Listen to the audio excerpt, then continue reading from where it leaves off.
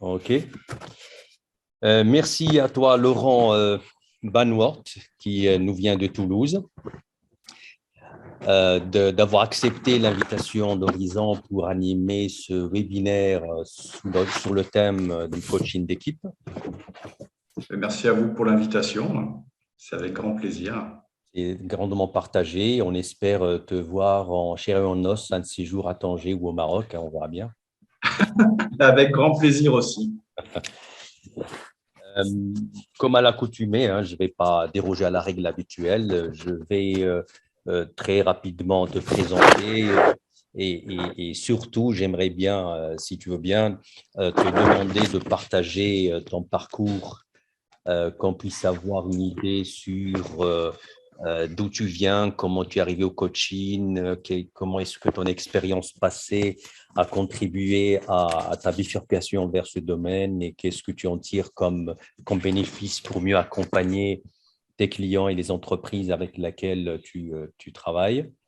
Comme vous le voyez, mesdames, messieurs, Laurent est le patron, le dirigeant de ce cabinet qui s'appelle Leaderseed. Et dans cette appellation, il y a certainement un secret à connaître. Peut-être, Laurent?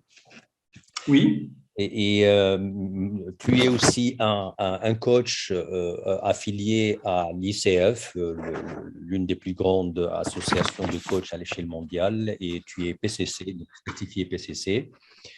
Également, tu es président de l'antenne ICF Occitanie. Occitanie, c'est où déjà? Parce que les noms des régions ont changé il y a quelques années. C'est anciennement Languedoc-Roussillon et Midi-Pyrénées. Ah, ok, très bien. Donc, On est au niveau des pieds, voilà. On est sur la partie ouest de l'arc méditerranéen. Ok, donc ils ont été rassemblés. Du temps étudiant là-bas, j'ai été au Languedoc-Roussillon. Ah, voilà. Et également, tu fais des interventions en tant que formateur dans des instituts et organisations de formation, universitaires notamment. C'est un autre aspect de ton métier. Certes, comme vous lisez dans le diapo, Laurent est spécialisé en coaching du dirigeant et dans les organisations, mais certainement à ce titre, tu abordes, je suppose, et certainement, je le pense, le coaching d'équipe qui est notre thème aujourd'hui. Bien sûr, bien sûr. Je te donne la parole pour partager avec nous ton parcours et puis, sans transition, peut-être on passera au petit sondage qu'on demandera tout à l'heure à notre cher auditoire. Oui, avec grand plaisir. Donc, moi, pendant près de 20 ans, j'ai dirigé différents services dédiés aux fonctions support de la gendarmerie nationale. Donc, les fonctions support en gendarmerie, c'est tout le backstage. Donc, c'est aussi bien du RH, de l'achat, de la finance, du contentieux, de la mobilité, et aussi la formation, bien sûr, des personnels, avec des équipes qui pouvaient aller jusqu'à une centaine de personnes. Des enjeux divers et variés, plusieurs millions d'euros. Mes derniers postes m'ont amené à couvrir et à superviser l'arc méditerranéen. Donc, on parlait de Languedoc-Roussillon et de Midi-Pyrénées. C'était dans mon escarcelle, avec PACA et la Corse. Donc, voilà, tout cet arc méditerranéen, en fait. Et pourquoi le coaching? Tout simplement parce que dès le début de ma carrière et même avant, puisque à la base j'ai préparé une agrégation, j'avais vraiment cette volonté de développer le potentiel des gens. C'était vraiment ce qui m'animait et c'est ce qui m'anime encore aujourd'hui à travers ma société Leaderseed, dont la vocation est vraiment de faire fleurir les talents. Et c'est là où finalement, à un moment donné de ma carrière, je me suis dit, Laurent, arrête d'être un monsieur Jourdain du développement personnel, forme-toi. Et c'est ce que j'ai fait. J'ai commencé à me former au coaching. Et puis, lorsque j'ai choisi de poser ma valise, j'en ai fait mon métier. Et je continue aujourd'hui à intervenir, donc, comme vous l'avez compris, en université et en école d'ingénieur sur tout ce qui va être problématique de formation. C'est là où je vais transmettre aussi une partie de mon savoir en tant que manager avec des forts enjeux au niveau opérationnel.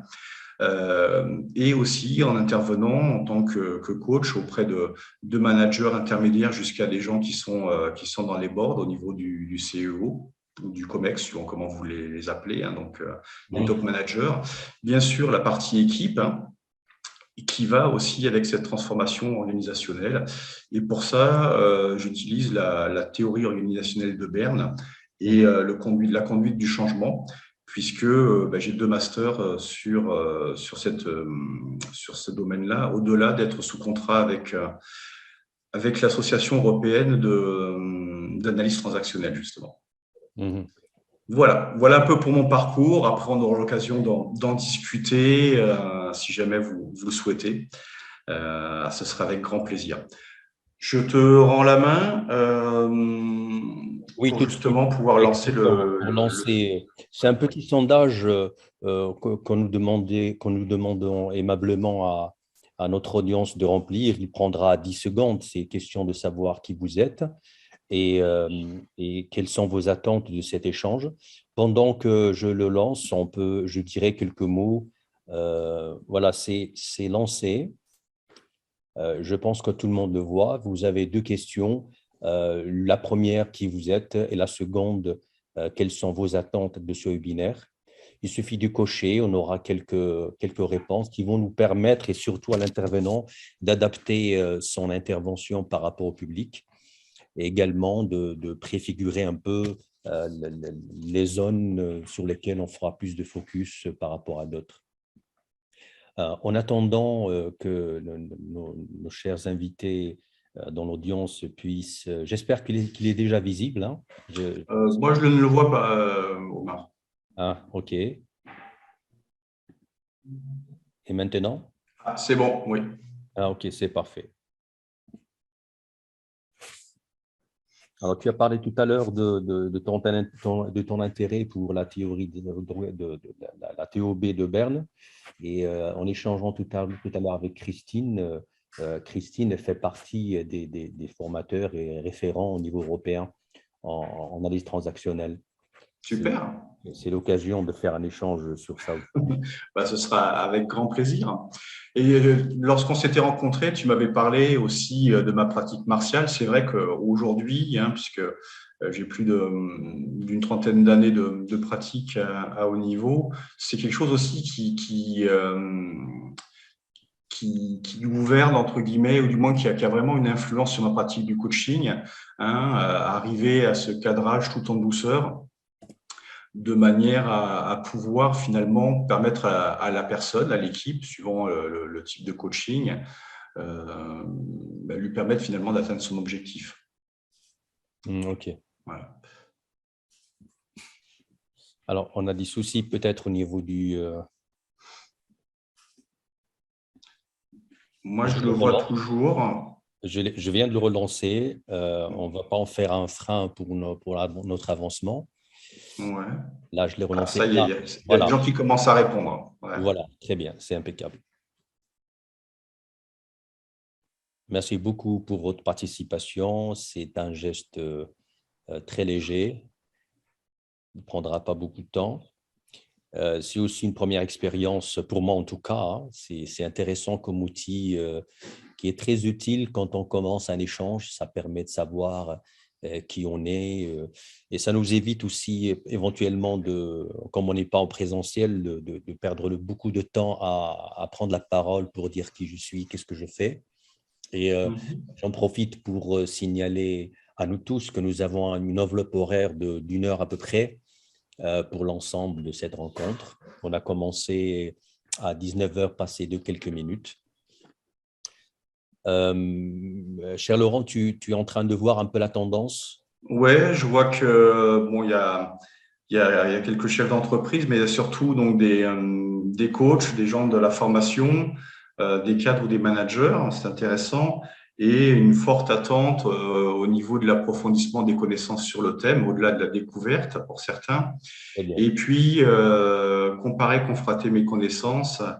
Donc, ce sera avec grand plaisir que j'échangerai moi aussi sur cette thématique-là, bien sûr. Ben, parfait. Justement, ben, qu'est-ce que c'est ce coaching d'équipe? Comment ça fonctionne? Ça touche qui? Quel est ton retour d'expérience? Et peut-être on échangera avec la salle pour savoir quelles Oui, sont les de toute expériences. façon, c'est toujours, hein, l'objectif, ce n'est pas de faire quelque chose de descendant, mais c'est de faire quelque chose de vivant, C'est comme ça que je le vois. Très bien. Bon, À on va toi. dire que tout le monde a participé, tout le monde a répondu. De toute façon, il y a des grandes tendances qui se dégagent, donc ça ne va pas Dégage forcément déjà. changer là. Je te laisse mettre fin au sondage peut-être? Alors, le partage, j'ai mis fin. Ouais. OK. Je l'ai partagé.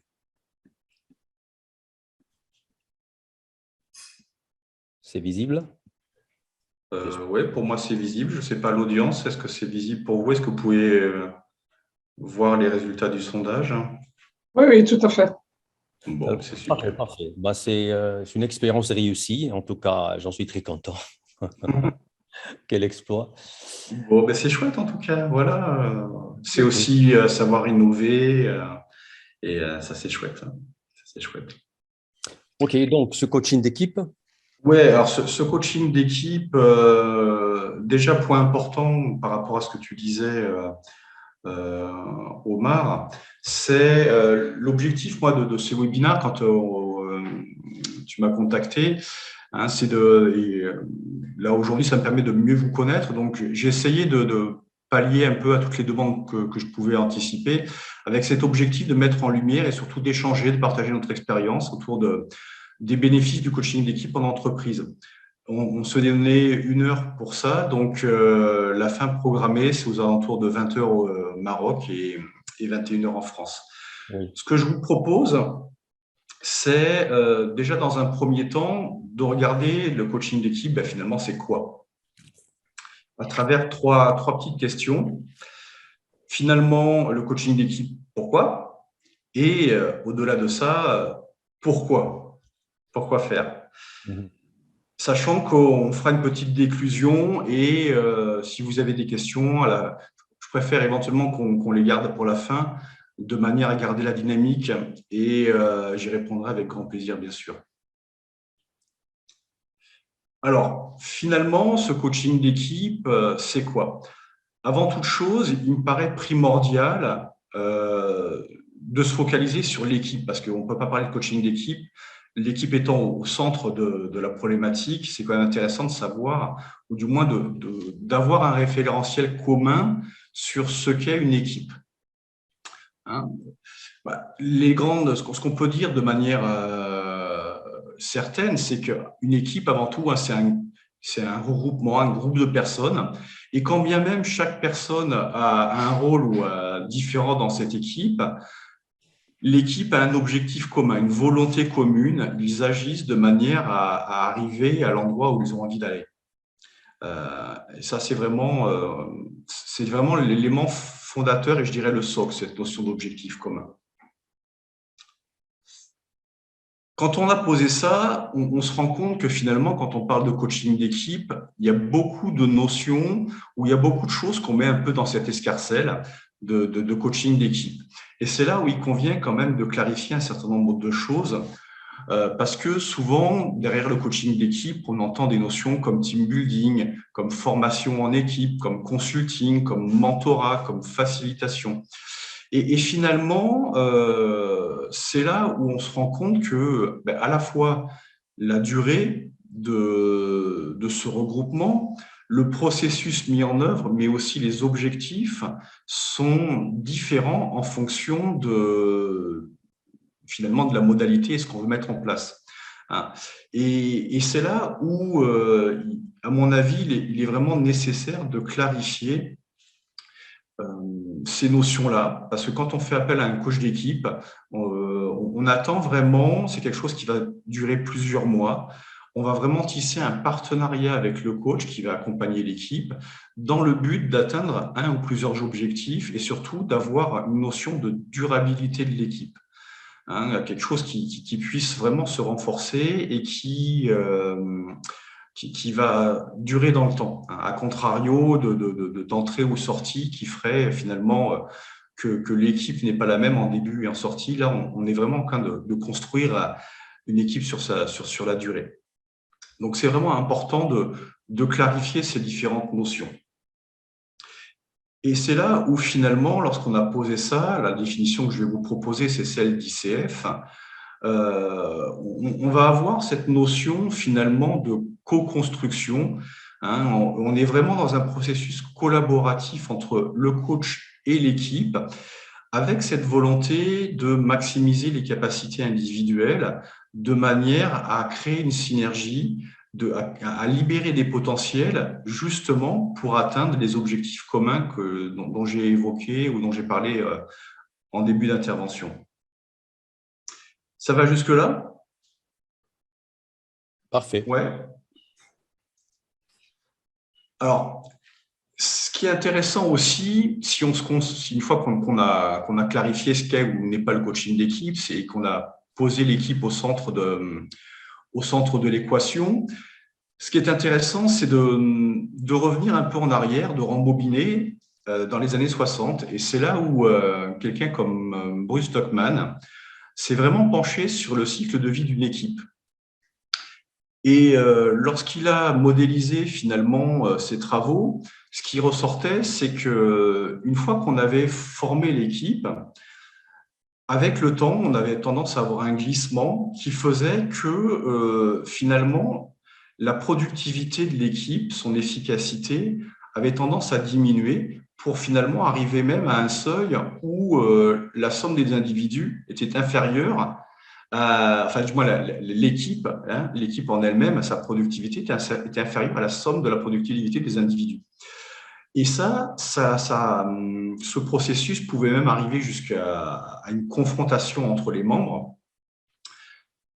De là, un certain nombre d'équipes dans ces travaux arrivaient finalement à dépasser cette confrontation, à normaliser les relations, mais pour autant, ce n'était pas forcément le cas.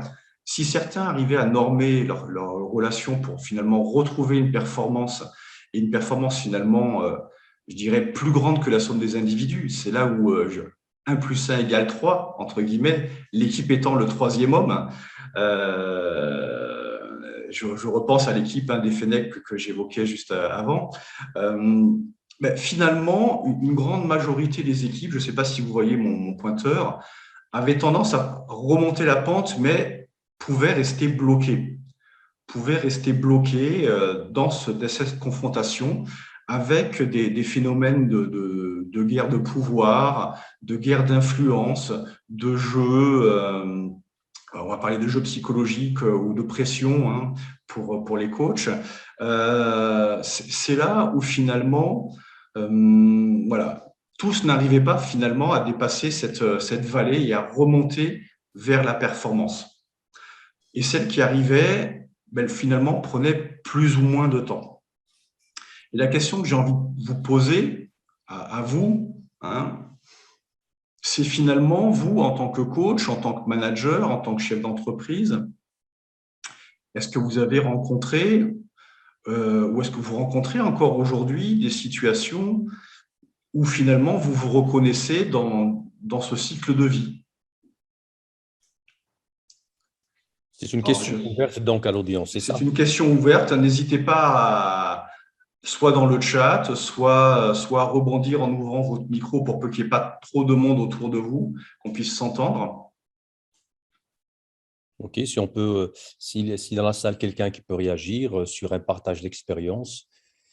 Parce qu'on a un certain nombre de managers et de chefs d'entreprise. Comment vous avez vécu l'arrivée dans votre équipe ou la création de votre équipe? Et est-ce que tout de suite ça a marché? Est-ce que finalement vous avez des situations qui vous viennent à l'esprit où il y a eu des tensions entre les membres ou plus ou moins ouvertes, hein, on n'est pas forcément obligé d'arriver à une confrontation boxée, je dirais. Mais voilà, il peut y avoir des tensions, des non-dits, ce genre de choses qui finalement nuisent à la productivité de l'équipe. Oui, la parole est à la salle si quelqu'un veut réagir, partager en fait.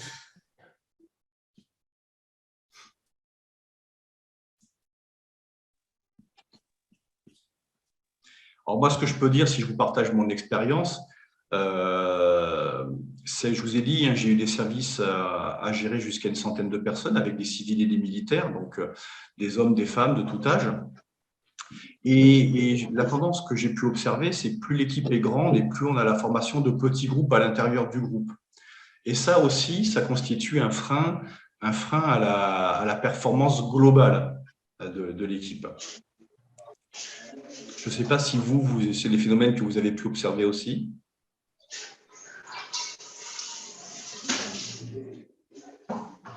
Taki, tu souhaites prendre la parole?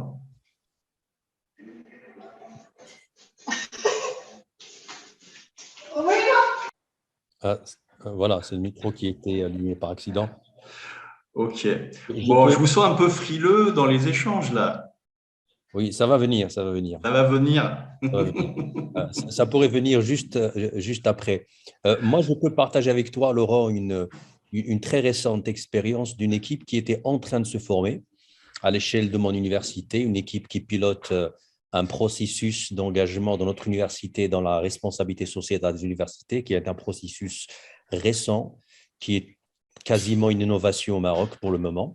Ça existe déjà en Europe. Et dans cette équipe, il y avait des enjeux de personnes, mais il y avait aussi des enjeux par rapport au sujet lui-même. Tout est nouveau. Et j'ai observé à l'issue d'une deuxième réunion qu'on était, on était dans la phase forming. Hein, et pendant ce moment-là, certaines personnes, une en particulier, a décroché. Elle se sentait déjà en déphasage par rapport au style de communication de l'ensemble de ce qui l'entoure. Et l'a déclaré et elle a préféré se désister. Et là, nous sommes déjà dans des frictions plus ou moins pas très agressives du tout, mais on voit bien qu'il y a une mésentente et elle a préféré mettre fin à cette relation. Ouais. Donc, c'est là où, de ce que tu me dis, voilà, on part avec un pool de gens pour former une équipe, et là, Oui. des tensions apparaissent, une personne est en train va quitter l'équipe, donc on a un repositionnement avec une nouvelle équipe, et pour autant, il y a encore des tensions qui persistent. Et Absolument. donc ce qui laisserait à penser que finalement, vous êtes ici, dans cette phase ici, vous n'avez pas encore trouvé de moyens qui vous permettent de remonter la courbe. Pas encore. On n'en est pas encore là. Ok. Vous voyez bien mon pointeur quand je le bouge? Ouais, c'est bon? Oui, c'est très visible. Ok. Alors, c'est là où finalement, le coach d'équipe va pouvoir apporter une réelle aide par rapport à cette situation. Hein, spécialement quand l'équipe n'arrive pas à finalement remonter, hein, qu'elle est engluée dans cette phase de confrontation, de storming, ou alors que finalement cette remontée se fait, je dirais, trop lentement et qu'il y a des possibilités finalement d'accélérer cette phase de normalisation. Voilà, ils ont besoin d'aide, l'équipe a besoin d'aide pour pouvoir accélérer un peu la chose.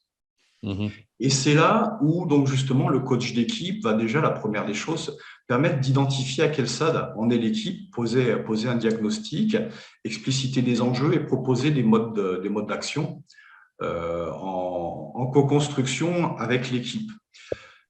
De manière justement à rappeler quelle est la vision commune. Hein, certains parleront de big picture. C'est vraiment une fois qu'on sort le nez je dirais, de la problématique et des enjeux, quand on revient avec une notion, on prend un peu de recul, finalement, mais pourquoi on est là? On est en train de se chamailler sur des détails, mais finalement, c'était quoi notre objectif commun à la base? C'est quoi nos valeurs et pourquoi on a décidé de se regrouper? Vers quel objectif? Et ça paraît simple comme ça, mais quand on est pris dans cette phase de storming, c'est quelque chose qu'on n'a pas forcément en réflexe et c'est quelque chose qui peut être aussi assez compliqué. Et c'est là où le fait d'avoir le coach va aussi permettre de prise des consciences, va permettre aussi de réguler certaines tensions. Justement, on ne parle pas de médiation, hein, mais le fait de faire prendre conscience d'un certain nombre de choses, cette prise de recul va permettre de remobiliser des énergies qui sont plus constructives et plus positives. Ok. Et c'est là, j'ai tendance à dire, en conclusion, que le coach, il va permettre à chacun de développer son plein potentiel, de devenir vraiment qui il est en tant qu'individu au sein du groupe, mais aussi lui permettre de trouver sa place dans le groupe, de manière justement à ce que, comme je disais tout à l'heure, 1 + 1 = 3. Et c'est en ce sens-là où le coach va vraiment créer ces conditions à la fois individuelles et collectives, d'autonomie et de performance.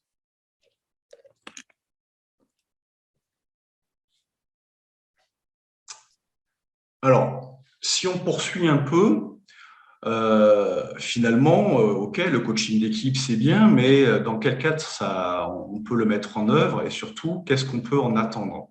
Et là, on est plutôt dans le pourquoi en 2 mots. La première des choses qui vient à l'esprit, c'est ce que j'évoquais, c'est redonner du sens. Redonner du sens parce que le coach va permettre de remettre au premier plan cette vision commune, cette mission commune. Pourquoi finalement on est là? Quelle est la raison d'être de cette équipe?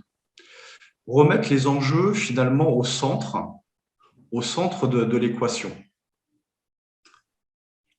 Oui. Autre point, finalement, c'est aussi de clarifier les objectifs en éclairant ces fameux objectifs, en les remettant au premier plan, au-delà de la raison d'être de l'équipe. Finalement, quelle est, au-delà de notre raison d'être, oui, qu'est-ce qu'on veut construire ensemble? Pourquoi on est là? Et dans cette mission-là, quel est le rôle de chacun et quelle est la mission du collectif, finalement?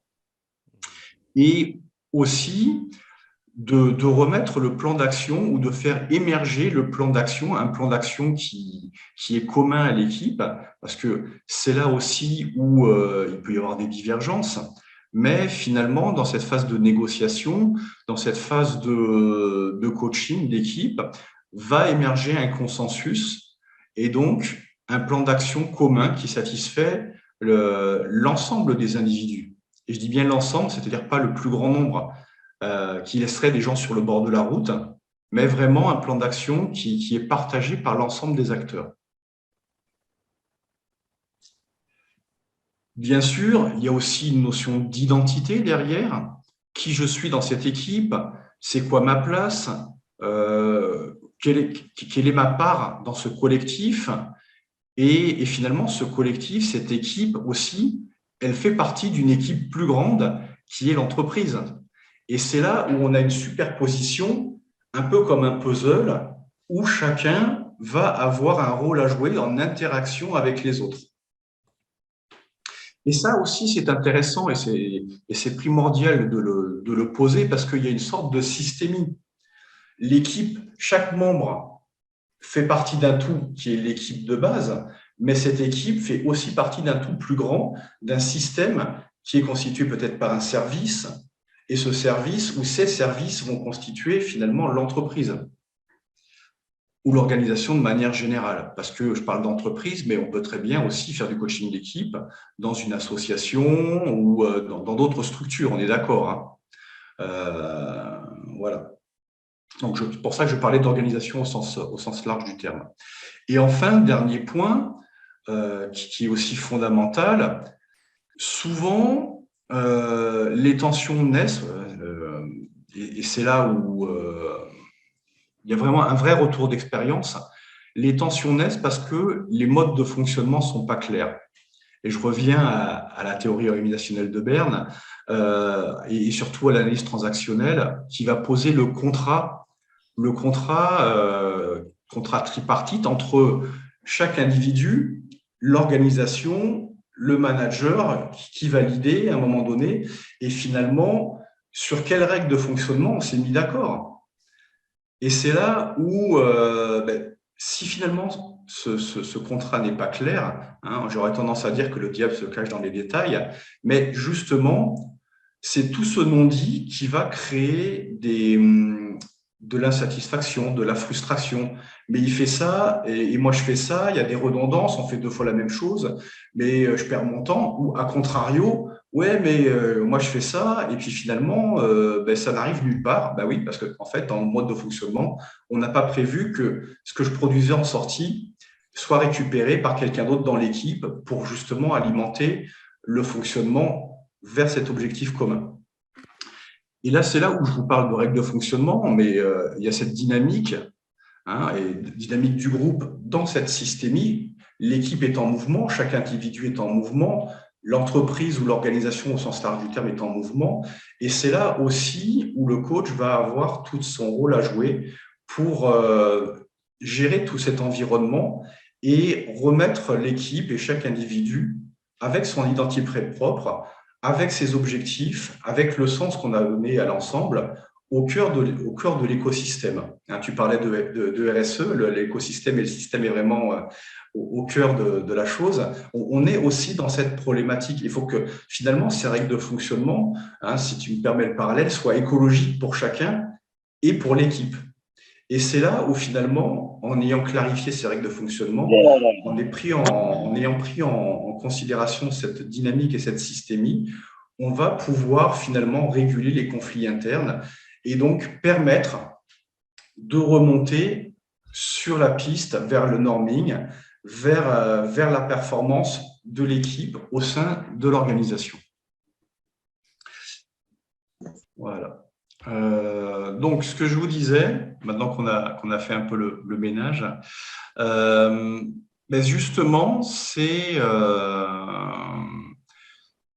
un échange libre autour de vos partages d'expérience. Moi, j'ai commencé à vous partager aussi ce que j'ai pu vivre en tant que manager. Et c'est là où, en tant que chef de service à l'époque, ça aurait pu être intéressant et j'aurais bien aimé avoir un coach d'équipe pour aider à normaliser certaines tensions liées à des petits groupes qui se formaient. Voilà, ça aurait permis d'accélérer et de faciliter je dirais, la gestion du service, hein, spécialement. Il n'y a pas forcément besoin d'être 100 personnes, hein, il suffit déjà d'être à 10 et on voit qu'il peut y avoir des petits groupes de 2-3 qui se séparent et qui finalement n'ont plus de volonté je dirais, de converger vers un objectif commun. Alors, c'est là où vous prenez le service qu'on vous confie. Hein. Parfois, en tant que manager, vous n'êtes pas maître du poste sur lequel vous arrivez. En revanche, c'est là où finalement, si vous avez des expériences à partager, ben, ça fait intéressant de justement soit de partager des expériences au niveau des bénéfices que vous avez pu retirer si vous avez eu du coaching d'équipe, ou alors un échange libre à l'aune de ce qu'on vous a partagé, Omar et moi, et des points que j'ai évoqués supra. Selon vous, voilà, qu'est-ce qui pourrait être intéressant en termes de bénéfices? Qu'est-ce que vous pouvez anticiper en termes de bénéfices? Qu'est-ce que pourrait apporter du coaching d'équipe à une équipe, finalement? Et éventuellement, on pourra ajouter une question après ta permission, Laurent. Mais bien sûr. C'est de dire aussi si dans l'audience, il y a des personnes qui pourraient penser à faire appel au coaching d'équipe, ce serait pour quelle raison éventuellement? Bien sûr, Manière bien sûr. la question. Monsieur Omar, Marhaban, c'est Abdellah. j'aimerais faire un partage d'expérience sur mon passé, une expérience passée. Avec grand plaisir. J'avais deux équipes à gérer et on avait pris la décision de créer le troisième à partir des membres de ces deux groupes. Et la formation de troisième groupe était un peu difficile parce que les membres de troisième groupe s'identifient à leur ancien groupe. Et oui. Alors, oui, j'avais cette difficulté que j'aimerais partager avec vous. C'était une expérience passée. Oui. Ouais. Je te remercie, Abdellah, de ton partage. Effectivement, moi, ça m'évoque aussi un coaching où j'ai accompagné un manager où il était déjà en charge d'une équipe et suite à une restructuration de son organisme, on lui a confié deux autres équipes et avec la mission de finalement ces 3 équipes, d'en faire une équipe commune pour pouvoir délivrer. Il avait 6 mois pour délivrer une formation, hein, puisque c'était l'objectif de créer des synergies entre les trois équipes pour n'en faire plus qu'une. Chose, comme vous vous en doutez, assez ardue et assez complexe. Oui, oui. Ouais. Et donc, comment ça s'est passé pour toi, Abdellah? C'était pas facile au début, mais j'avais pas des notions de gestion d'équipe ou de coaching d'équipe. Ce que j'ai pu faire, c'est de se concentrer sur les objectifs. Ouais. C'est d'essayer d'expliquer toujours c'est quoi notre objectif, qu'est-ce qu'on fait ici. Et je ne sais pas si c'est l'effet du temps, parce qu'on dit qu'il faut donner du temps au temps. Après, l'équipe va vivre des enjeux et ça a aidé à créer son identité. Oui, et une histoire commune, c'est important. Oui, c'est Partager ça, une oui, oui. histoire commune. C'est ce que je voulais dire. Oui, c'est intéressant ce que tu dis. Hein. Quand on commence à vraiment à rentrer dans cette phase de confrontation, et tu l'as très bien fait, Abdallah, c'est finalement de rappeler pourquoi on est là finalement. Pourquoi on a fait le choix de se regrouper, ou pourquoi on nous a demandé de nous regrouper, et donc finalement, quel est l'objectif visé, qu'est-ce qui est fixé, de manière finalement je dirais, à dépassionner le débat. Parce que chacun arrive avec une histoire propre, et il faut construire une nouvelle histoire commune en partant de rien souvent. Alors, des fois, des gens ont des mobilités, ont déjà vécu une vie avec les autres équipes, et dans ce cas-là, c'est plus facile d'arriver à créer ce collectif, mais c'est rarement le cas. Et rappeler finalement pourquoi on est là, l'objectif, c'est vraiment quelque chose d'important, comme tu l'as souligné. Ouais. Bonsoir. Oui. Bonsoir, Yosra, tu veux aussi partager quelque chose? Oui, si je peux intervenir toujours par rapport au partage d'expérience. En fait, on était une petite équipe de 4 personnes. On est passé à 15 personnes au bout d'un mois, même pas. Et on avait ce défi de former à la fois un nouveau groupe, un groupe qui a pour objectif, bien sûr, d'atteindre la performance. Et on était toujours dans cette... Donc, vraiment, j'ai beaucoup apprécié votre manière d'explication de la courbe Tuckman, mais pour moi, c'est une découverte parce que finalement, on est toujours entre les deux phases, storming et norming, c'est-à-dire à chaque fois qu'on se fixe des règles de jeu, à chaque fois qu'on se fixe des normes, c'est comme si on revient un peu en arrière. On n'arrive pas à remonter la courbe, si on peut dire. Et donc, on a essayé sincèrement, mais le coaching d'équipe, c'est pas donné à tout le monde, hein, pour qu'on soit clair. Parfois, donc, on est suivi par des règles de gestion, on est suivi par un cadre professionnel qui il y a des procédures à suivre. Et donc, finalement, parfois, vu que, par exemple, dernièrement, j'ai eu l'occasion d'être formée en coaching, et donc je sais très bien que le coaching va beaucoup aider dans cette situation-là, mais côté pratique, côté terrain, donc ça ne va pas être vraiment difficile de recourir à un coaching d'équipe, il y a un coach d'équipe, vu le contexte. Et donc, c'est important de gérer la situation tout en pensant comment peut-on gérer la situation tout en sachant qu'il y a une difficulté qui remonte au système. Et donc, on est là en tant qu'acteur, mais on a des règles qui sont imposées par la hiérarchie. Et donc, on doit faire avec. On est amené à réussir et à atteindre la performance du groupe. Mais finalement, donc, on est devant le défi, le défi de gérer, mais en même temps de suivre les règles de la hiérarchie. Merci.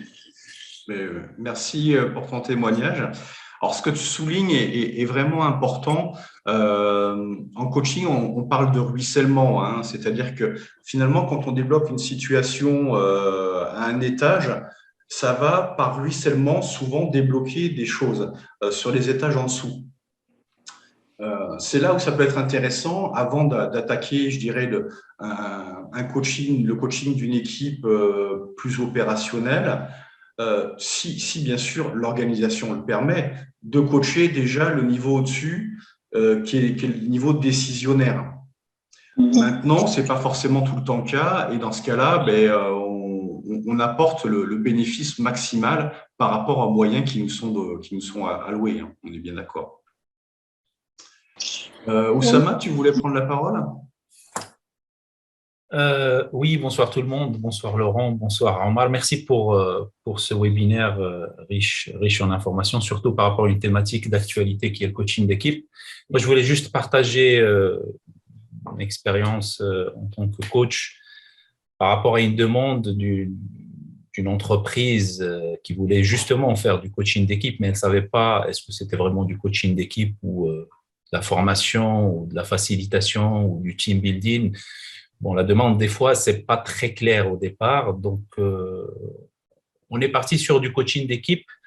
Mais après la phase de diagnostic, on s'est rendu compte que le style de management, surtout pour une business unit qui a été un peu ciblée par rapport à ce coaching d'équipe, on a compris que le style de management et de leadership du manager était plus qu'autoritaire. Donc, il y avait clairement un manque d'autonomie par rapport à l'équipe et donc, bien évidemment, manque d'autonomie à la longue, ça se dégrade, pas de motivation, pas d'engagement, donc la performance prend un coup. Et puis, il y avait un jeu de pouvoir qui était assez flagrant par rapport à la personne qui gérait cette business unit. Donc, circulation d'informations pratiquement nulle. Et où on diffuse l'information qu'on souhaite donner et puis on garde pour soi ce qui pour cette personne semblait lui donner du pouvoir. Et clairement, ce coaching d'équipe ou cet accompagnement s'est transformé par un coaching du manager individuel. Et par la suite, en fait, alors dans la suite, c'était positif parce que la personne avait beaucoup de croyances un peu qui l'a freiné à déléguer, qui l'a freiné à un peu travailler avec son équipe. Mais une fois on a passé cette barrière, le reste, ça s'est très, très bien passé parce que la personne a appris à déléguer et puis elle a appris un petit peu à faire confiance à son équipe. Donc, voilà un peu ce que je voulais partager. Des fois, c'est vrai, la demande de l'équipe peut se transformer en coaching individuel, surtout pour que l'info circule bien et puis que chacun prenne sa place, quoi. Et c'est là où, Oussama, merci de ton témoignage, c'est là où faut bien comprendre la demande, faut bien cibler la demande et poser le diagnostic. Hein, quand je vous disais au début, la première des choses que fait le coach d'équipe, c'est voir et regarder où en est l'équipe. Si finalement le coaching d'équipe n'est pas adapté, parce qu'il y a un blocage en amont, comme tu l'as souligné, ça peut être intéressant de proposer, quitte après à faire un coaching d'équipe, déjà de travailler sur le point de blocage. Mais dans tous les cas, il serait important de faire ce coaching d'équipe en incluant le manager, parce que le manager fait partie du système équipe en lui-même. Alors, c'est là où parfois, ça peut être un peu touchy, si vous me permettez l'expression, c'est que il faut préserver la légitimité du manager. Donc, peut-être pour le lancement du coaching ou de la phase de travail, pour la phase de conclusion, c'est-à-dire lui rendre sa casquette et ses attributs de manager, et c'est là où la théorie organisationnelle de Berne est importante. Mais pendant toute la phase de travail, tout le monde est au même niveau. Il n'y a pas un manager et des collaborateurs. Il y a, tout le monde est au même niveau, sinon le travail ne peut pas vraiment se faire parce qu'on a des positions qui sont divergentes. En revanche, en phase de lancement et en phase de conclusion, il est important de resacraliser le manager pour l'ouverture, en lui demandant après, et ça fait partie des règles de fonctionnement, de se mettre au même niveau. Voilà, on est tous des individus et on est tous sur le même bateau et on est tous… voilà. Et à la fin, en conclusion, de lui redonner finalement ses attributs de manager. Tout à fait. Merci pour le partage. Merci beaucoup. Merci. Laurent, c'est possible de faire un petit partage? Mais bien sûr, Shafik, avec grand plaisir. Ça m'a invité quand j'ai entendu Youssara et Oussama, que je remercie. Parfois, dans mon intervention dans l'entreprise, il y a des demandes qui sont très claires. Il y a un problème dans l'équipe qu'on souhaite souder et faire la cohésion d'équipe. Et vous avez bien parlé ou cité les stades de développement d'équipe. Quand on rentre dans le schéma d'équipe, on oublie que cette équipe, elle est dans une autre équipe, c'est eux avec leur manager. Et aussi, cette boule d'énergie, elle est dans la structure de façon globale. J'ai un témoignage que je peux partager, c'est, comme l'a dit Oussama, j'étais avec l'équipe en train de faire des va-et-vient individuels et j'ai trouvé l'équipe, elle est très solidaire, mais contre leur chef. Et le chef, à travers ses actions, il voit que l'équipe, elle est déchirée. Mais quand on fait l'analyse d'une façon holistique, on trouve l'équipe, elle est solidaire, elle est bonne. Sauf que le chef, ils ne sont pas alignés avec la façon dans laquelle le chef, il veut mener cette équipe. Et la capacité du chef aussi d'analyser quel stade que l'équipe est là aujourd'hui. Est-ce que ce sont des personnes séparées ou sont des personnes, ils ont des relations entre eux, pas avec lui? Quel est le stade où il peut intervenir? Ça, c'est là où le coach va apporter un regard extérieur et justement pouvoir poser ce diagnostic et proposer des plans d'action. Exactement. J'ai un deuxième témoignage. Je te propose, Shafik, de le garder pour la fin éventuellement. Avec plaisir, oui, bien sûr. Oui, avec grand plaisir pour ton deuxième témoignage à la suite. En tout cas, merci pour l'ensemble de ces témoignages. Ce qui ressort finalement quand on regarde le coaching d'équipe en tant que tel, un des premiers défis que l'on voit, c'est déjà ce renforcement des liens dans l'équipe, puisqu'on a remis au centre cette vision, cette valeur, ce projet commun. Forcément, on a à la fois créé une cohésion et on a mis les gens en responsabilité de l'atteinte des objectifs, que ce soit individuel ou que ce soit de l'objectif de l'équipe. Et donc, cette co-responsabilité fait que justement, et c'est ce que je parlais dans le coaching d'équipe, quand le manager fait partie du système, mais dans le travail, tout le monde est co-responsable finalement du processus. Et à la fin, tout le monde est co-responsable finalement de l'atteinte de l'objectif et de la performance de l'équipe. Chacun à son niveau contribue à cette performance. Le deuxième point, c'est l'amélioration de l'efficacité collective. C'est là où finalement, par les prises de conscience, par cette intelligence collective, par l'optimisation du fonctionnement, par l'amélioration de l'ambiance de travail, parce qu'on a forcément réussi à gommer toutes ces aspérités qu'on évoquait tout à l'heure. En créant une meilleure communication, on va finalement créer une ambiance, un cadre de vie commun qui va favoriser finalement l'efficacité, puisque on n'est pas en train de se battre ensemble, on est en train de mettre ensemble notre énergie pour arriver finalement à cet objectif, à ce projet commun.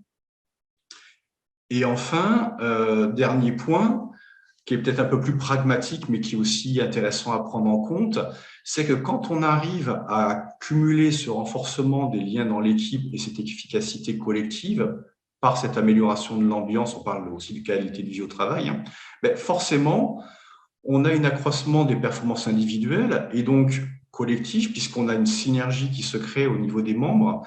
On a aussi une diminution de l'absentéisme et du turnover, puisque, et ça c'est important aussi, si on revient sur Topman, le modèle, c'est que quand je vous disais que le coach d'équipe, il est là aussi de manière à travailler sur cette construction dans la durée, c'est-à-dire que dès qu'on va avoir un entrant ou un sortant dans l'équipe, on a une nouvelle équipe.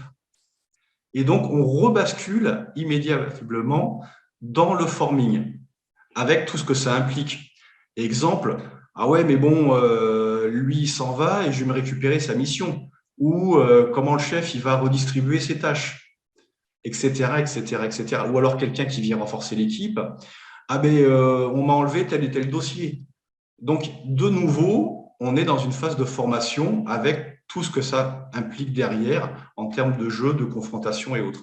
Donc, le fait aussi de créer une ambiance positive va permettre de diminuer l'absentéisme et ce fameux turnover. Bien sûr, les gens étant plus à l'aise au travail, on va augmenter aussi la satisfaction client et on va aussi attirer de nouveaux talents, tout simplement.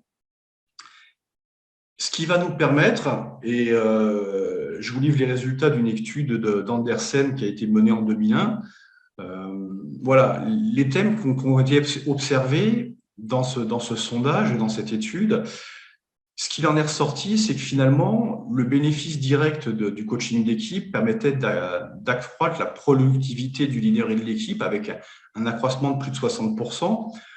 Bien sûr, des bénéfices financiers, parce que derrière, quand vous avez une meilleure satisfaction client, quand vous avez moins d'absentéisme, etc., forcément, la productivité s'en ressent. La qualité de vie au travail aussi s'améliore, les clients sont plus contents, et tout ça va participer aussi d'une dynamique qui, je dirais, là aussi, par effet de ruissellement, va générer plus de chiffre d'affaires pour l'organisation et l'entreprise. Une autre étude qui a été menée, cette fois par ICF, c'est une étude qui a été menée entre 2009 et 2012 dans plus de 60 pays. Donc, on a cette étude sur 3 ans. Et sur 3 ans, finalement, ce qui est ressorti, c'est que le témoignage des entreprises faisait ressortir que finalement, quand on regarde le retour sur investissement avec l'investissement initial consacré à mettre en place du coaching d'équipe, ce ROI était de 7. Hein, on avait x7 à chaque fois. Donc, c'était le poids moyen, grosso modo, de ce qu'on pouvait tirer en termes de bénéfices par rapport à l'investissement qu'on consentait à mettre en place du coaching d'équipe.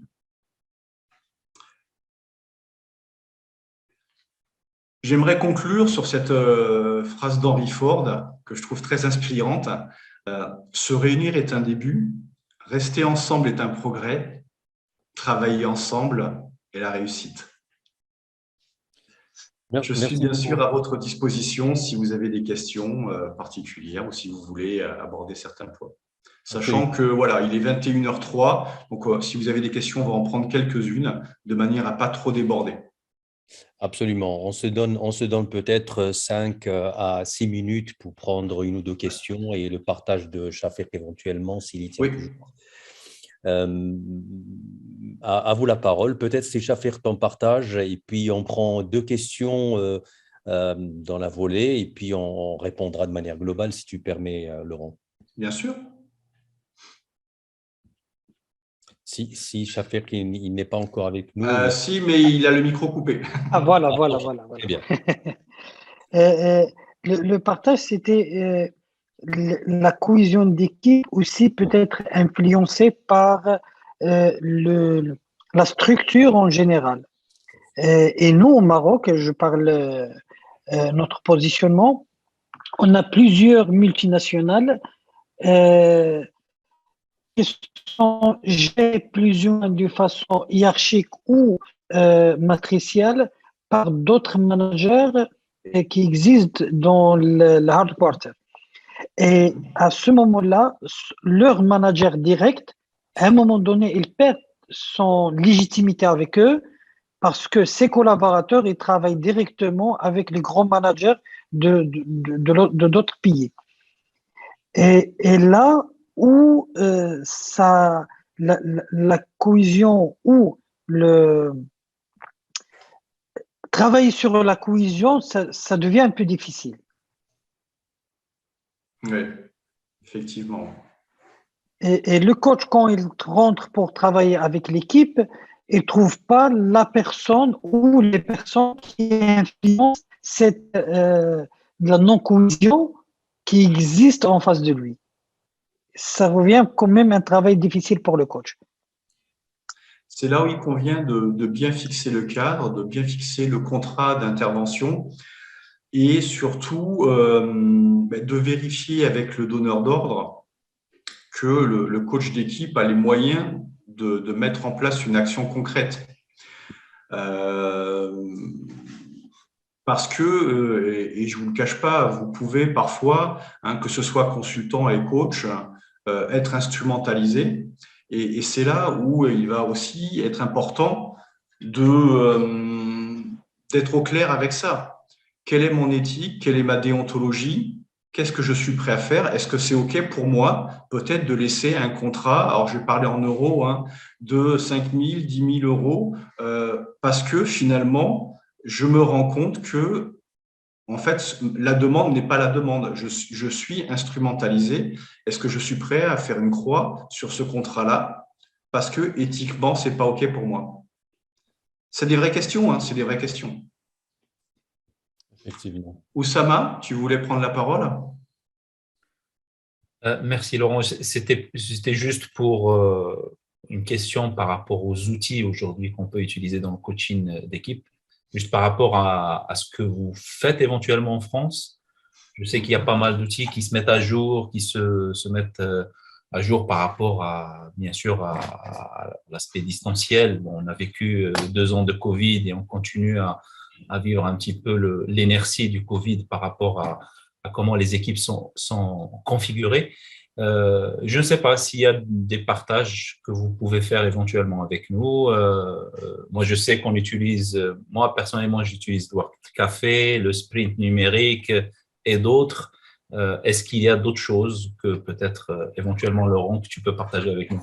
Ouais, c'est là où je dirais chaque coach a un peu son identité aussi. Je vais parler de couleurs, de parfums. On est plus ou moins à l'aise avec telle ou telle approche. Et quand bien même on est en coaching d'équipe, quand je vous disais que le coaching d'équipe n'est pas du team building ou n'est pas du mentorat ou du consulting ou ce genre de choses, comme tu le dis, il n'y a pas de vérité absolue. C'est à un moment donné, quel outil je maîtrise, moi, et quel outil, je pense, va être pertinent pour finalement être le plus pertinent dans le développement de l'équipe. Moi, si je suis en coaching d'équipe et qu'à un moment donné, je veux tester la cohésion ou autre, quand même le coaching d'équipe n'est pas du team building, je peux très bien organiser une activité qui pourrait se rapprocher du team building, tu vois. Il n'y a pas d'interdit. Maintenant, il faut que ce soit clair. Quelle est ton intention derrière et en quoi ce que tu mets en place va servir le progrès de l'équipe. Je ne sais pas si j'ai répondu à ta question. Des outils aussi comme la systémie. Moi, j'utilise la théorie organisationnelle de Berne en plus de la systémie, puisque je suis aussi superviseur. Et dans ce cas-là, c'est vraiment important d'avoir cette notion systémique. Je ne sais pas, après, peut-être que d'autres coachs veulent aussi partager un certain nombre de choses. Moi, je dirais c'est principalement les 2 outils que je vais utiliser. Et après, je vais, voilà, comme toi, comme tu dis, le Word Café, le brainstorming. À un moment donné, si tu veux, c'est quel est le meilleur vecteur en fonction aussi de la culture de l'équipe, me paraît le plus adapté parce que voilà, suivant le pays, suivant si tu as affaire à des ingénieurs, des gens qui sont dans la mode, des gens qui sont dans le luxe, des gens qui ils vont pas avoir la même couleur, la même connotation. Et à un moment donné, j'utilise Disc aussi, sur lequel je suis certifié, tu vois. Tout ça va me donner des clés de lecture pour me dire à un moment donné, tiens, je vais plutôt faire ça, ça me paraît adapté dans le contexte par rapport à où ils en sont à ce moment-là. Est-ce que j'ai répondu à ta question, Oussama? Clairement, j'entends, il y a une certaine créativité du coach aussi. Mais bien sûr, c'est obligatoire. Il soit créatif aussi donc, dans sa démarche. Et surtout adaptatif, comme tu le dis, en fonction de ce que veut le client, comment il sent l'énergie du groupe et tout ça. Exactement. Le meilleur outil de coach, tu le sais, c'est le coach. Oui. Tu m'apprends quelque chose, Laurent, là. Merci beaucoup. Je t'en prie. Est-ce qu'il y a une autre question ou est-ce qu'on en reste là? Laurent, si tu le permets, s'il vous plaît. Mais je t'en prie. C'est Oussama le gardien. Pardon. C'est Omar le gardien du temps, donc c'est lui qui. D'accord. Alors Yousra, ça sera, bonjour Yousra, tu seras la dernière question. Tu représenteras la dernière question. Marhaba bik. Très bien, Allah ybarak fik. Alors, ma question est par rapport au résultat recherché ou bien le résultat attendu derrière le coaching d'équipe. Donc, généralement, quand on parle d'un coaching individuel, donc on sait très bien que le coach a une obligation de moyens et non pas de résultats. Et donc, quand on est dans un coaching d'équipe, donc là, on est dans un contrat commercial entre une entreprise et un coach, finalement. Et donc, comment le coach sera évalué par l'organisation ou bien par l'organisme demandeur du coaching? C'est intéressant ta question. Je vais faire quand même le parallèle, si tu m'y autorises, avec le coaching individuel. Parce que quand tu es en coaching individuel, tu as aussi un contrat, tu as aussi une rémunération et à un moment donné, tu fixes un objectif, des indicateurs qui vont te permettre de mesurer la progression. Quand je dis tu les poses et c'est surtout le coaché qui va les amener. Donc, tout ça, j'ai tendance à dire, et ça, tu le fais pendant ta séance préliminaire ou en début d'accompagnement, suivant comment tu procèdes. À mon sens, enfin, moi, c'est comme ça que je procède, je n'ai pas de distinction, je n'ai pas de différence. C'est-à-dire qu'à un moment donné, je dirais, l'organisation détecte un dysfonctionnement, veut corriger ce dysfonctionnement, quel qu'il soit, hein, et c'est là où il y a une première réunion où on va fixer les objectifs que l'on fixe à l'équipe.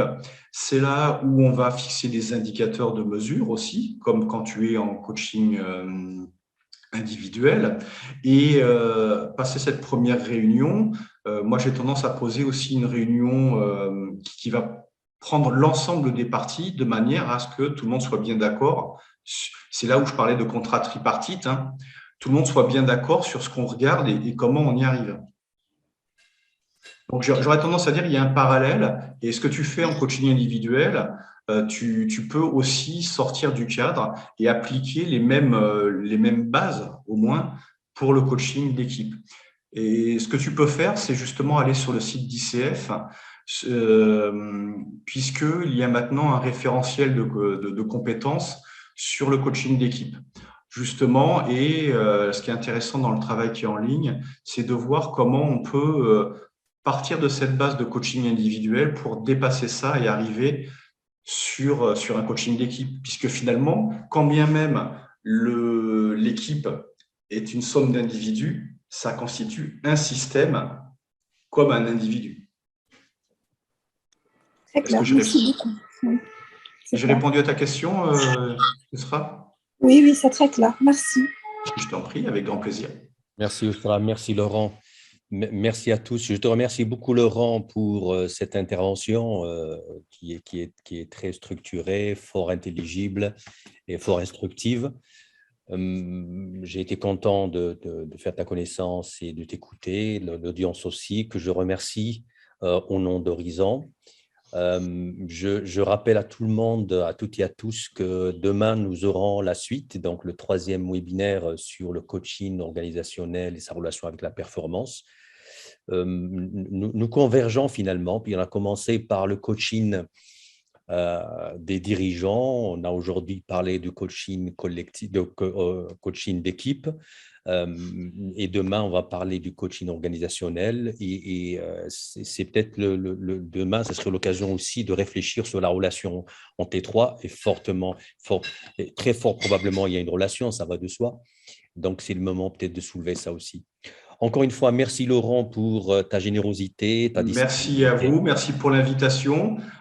Si vous souhaitez, moi j'aurai grand plaisir à garder contact avec vous. Je vous ai mis mes coordonnées et puis à découvrir ce magnifique pays qu'est le Maroc que je ne connais pas jusqu'à présent. Ça va venir, ça va venir. Voilà. Merci à toutes et à tous. Serge Chafir, je te donne la parole pour clôturer. C'est une responsabilité. Tout ce que je peux dire, c'est merci beaucoup Laurent pour ta générosité, clarté de partage. Et j'ai senti c'était un partage très avec beaucoup d'idéontologie qui est très présente dans votre esprit quand tu parles de l'équipe et de l'individu. Venez au Maroc quand vous voulez, quand tu veux.